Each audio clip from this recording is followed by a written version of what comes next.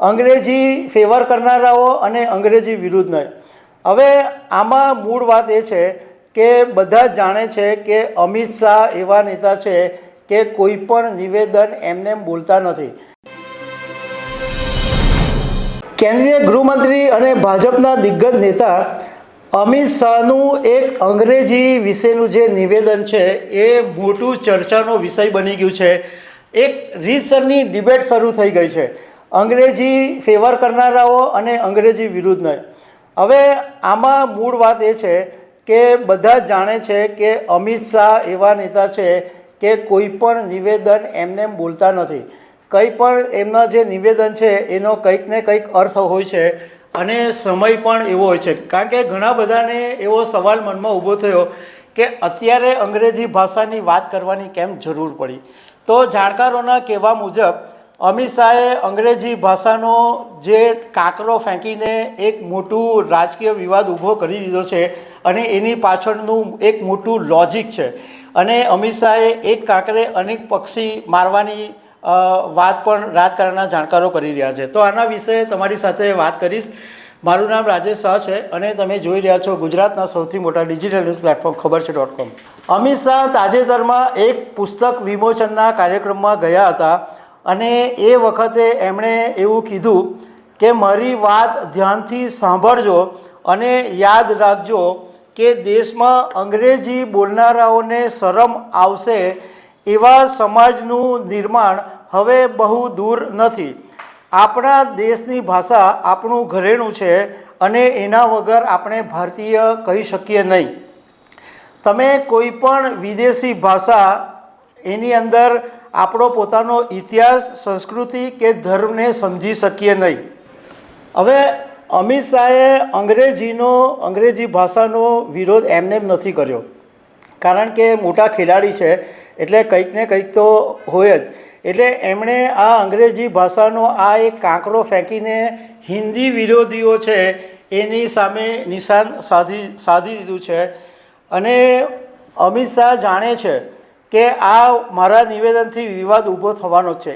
અને જ્યારે પણ અમિત શાહે અગાઉ બી હિન્દી ભાષા વિશે વાત કરી છે ત્યારે વિવાદ ઊભો થયો છે અને એ વિવાદ હંમેશા રાજકીય લડાઈની અંદર પરિવર્તિત થઈ જાય છે. આ વખતે પણ મેઇન કારણ આ જ છે કે અમિત શાહે જે નિવેદન આપ્યું એની પાછળનું કારણ એ છે કે આગામી દિવસોમાં એટલે 2026ની અંદર કેરળ અને તમિલનાડુની અંદર વિધાનસભાની ચૂંટણી આવી રહી છે અને આ બંને રાજ્યો એવા છે કે જે હિન્દી વિરોધીઓ છે.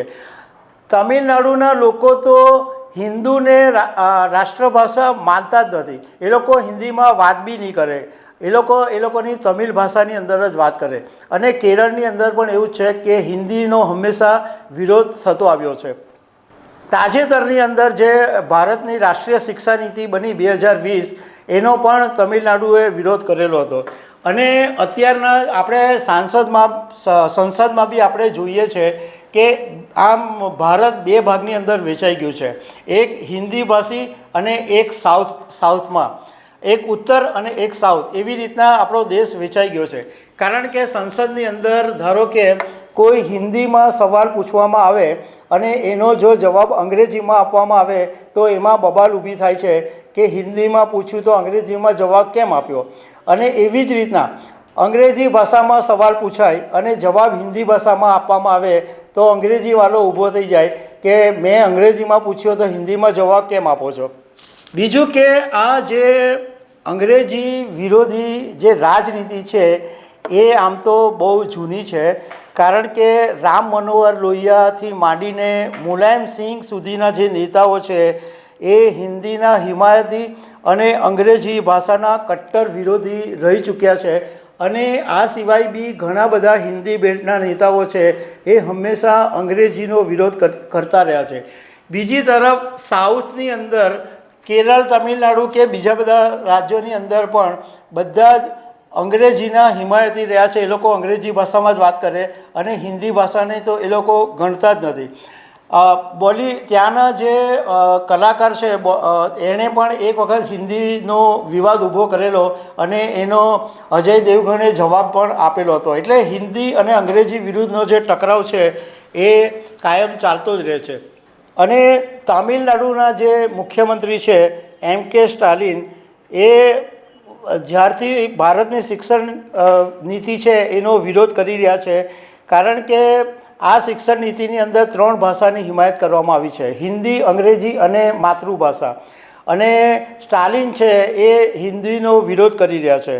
તો દર્શક મિત્રો, આવી અનેક વાતો સાથે અમે તમને મળતા રહીશું. Thank you very much.